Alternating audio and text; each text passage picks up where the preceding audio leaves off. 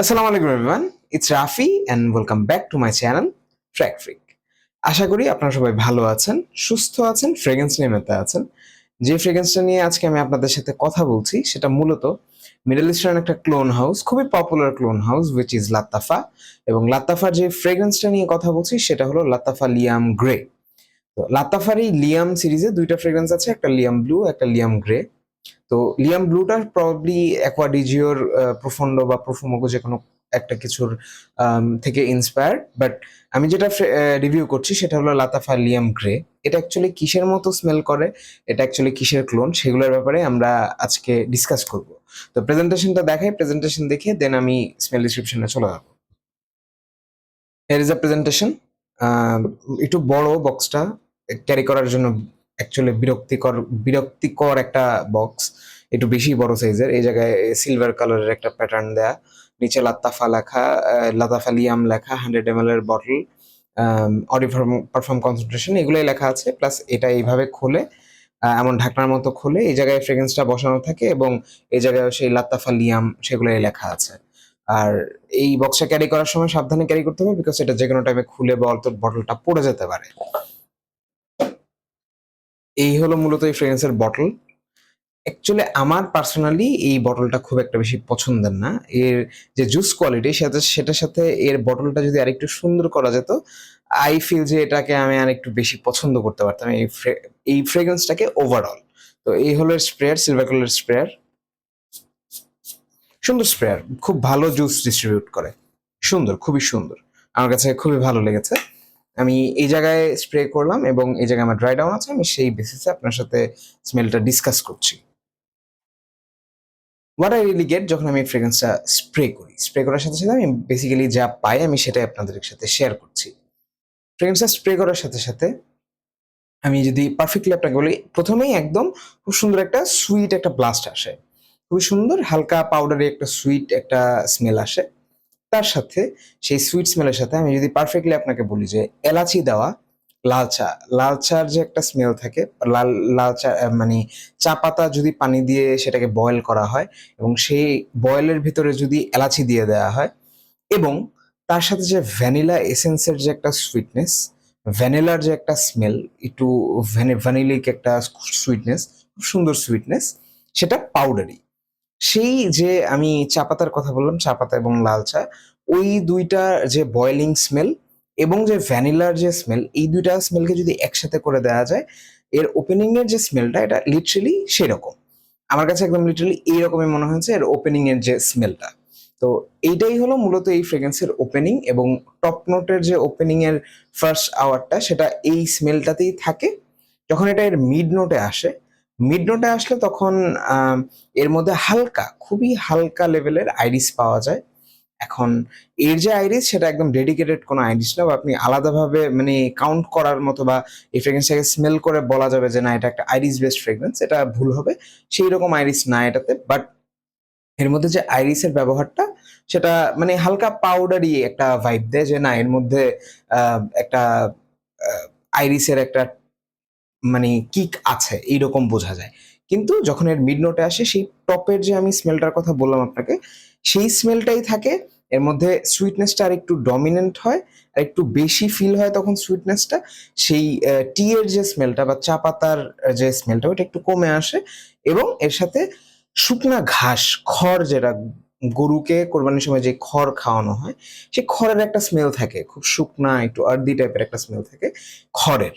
সেই ঘাস বা শুকনা খড়ের যে স্মেল, সেই স্মেলটার সাথে সেই সুইট ও টপ নোটের যে স্মেলটা সেটা যদি মিক্স করে দেওয়া হয়, সেই খড়ের স্মেলটা খুব অল্প, একদম একটু ড্রাই একটা ভাইব দেয় পারফিউমটাতে, যে এটা একদম মানে ওইরকম একদম ডেডিকেটেডলি সেই খড়ের মতো চলে যাবে, ব্যাপারটা এইরকম না।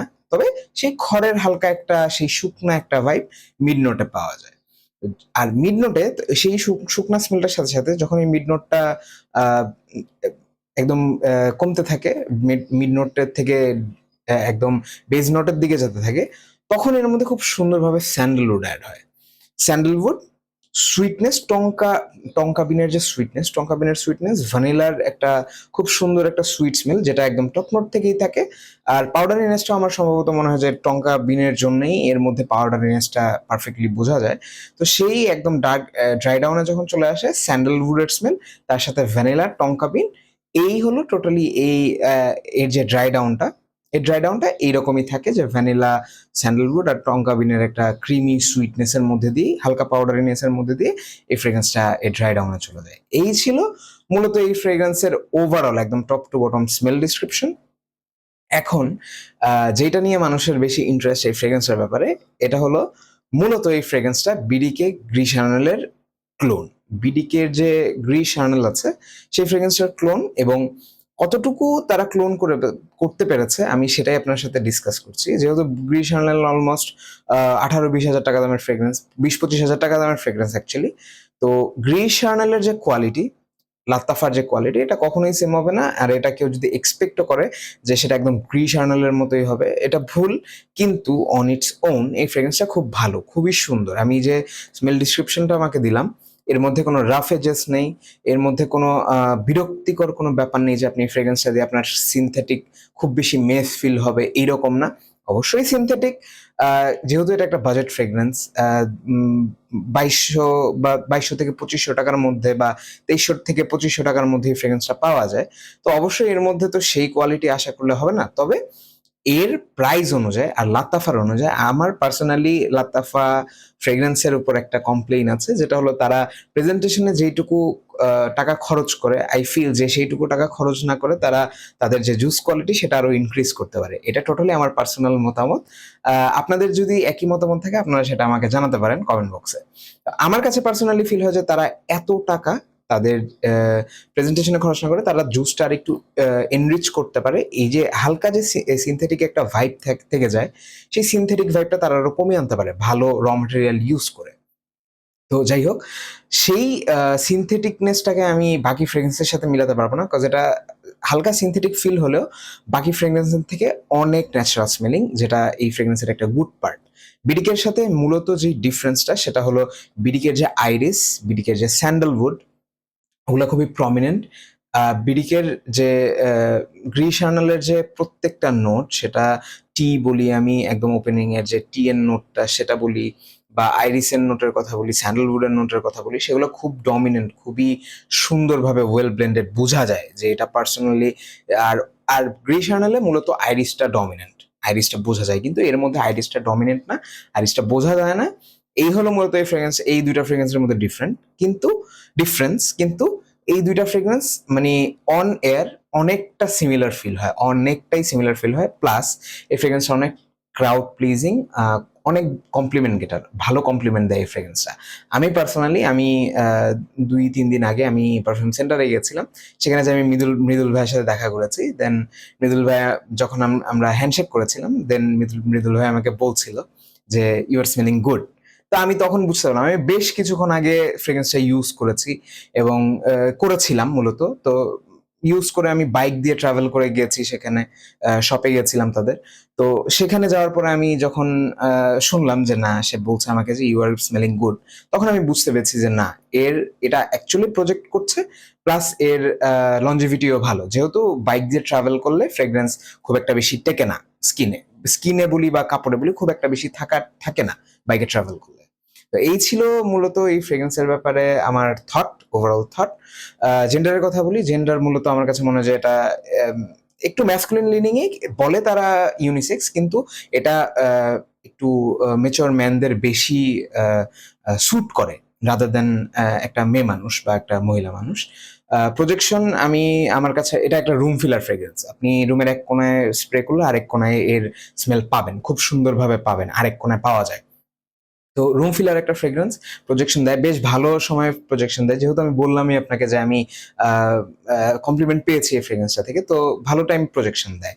আহ, একদম ফার্স্ট আওয়ার তো একদম আপনাকে বোমের মতো প্রজেক্ট করে। দেন এটা স্কিনে 4.5-5 ঘন্টার মতো থাকে, তারপর একটা সিন বাবল ক্রিয়েট করে বড় সড়ো।